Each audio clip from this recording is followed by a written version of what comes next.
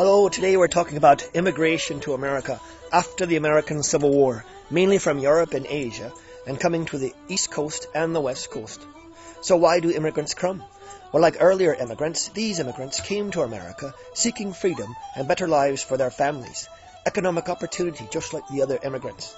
The old immigrants are the ones prior to 1871, mostly from Northern and Western Europe, like Germany, Britain, Ireland, Norway and Sweden. And then there are the new immigrants. From 1871 to 1921, most immigrants from the Southern and Eastern Europe and Asia. Countries like Italy, Greece, Poland, Russia, Yugoslavia, China and Japan is where they came from. So what do they do when they get here? Usually Chinese workers often helped to build the transcontinental railroad. Immigrants also worked in textile and steel mills in the Northeast and the clothing industry in New York City. And then also Slavs and Italians and Poles worked in the coal mines in the East. They often worked for very low pay and endured dangerous working conditions to help build the nation's industrial strength. But their voyages were long and difficult. Often they were processed at Ellis Island before they came into America, and their first view of America was often the Statue of Liberty.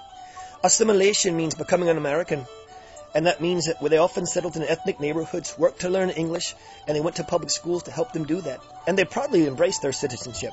But not everyone was happy about this. The nativists who were already here opposed immigration, and they feared job competition, and prejudice often was based on religious and cultural differences. So what does Congress do? They create the Chinese Exclusion Act of 1882, and that cut off immigration from China completely. No Chinese immigrants could come into America. And later in 1921, they create the Immigration Restriction Act, and that basically slowed all the immigrants, mainly from Europe. They kept coming, but not in large numbers like they did before. They all came to the cities, and when you move to the cities, it's called urbanization. As the nation's industrial growth continued, cities such as Chicago, Detroit, Cleveland, Pittsburgh, and New York grew rapidly. But the conditions were not good. Factories in the large cities provided jobs, but the workers' families often lived in harsh conditions, and they crowded into tenements and slums, which are like large apartment buildings. The rapid growth of cities also caused housing shortages, the need for new public services such as sewage and water systems, and for public transportation.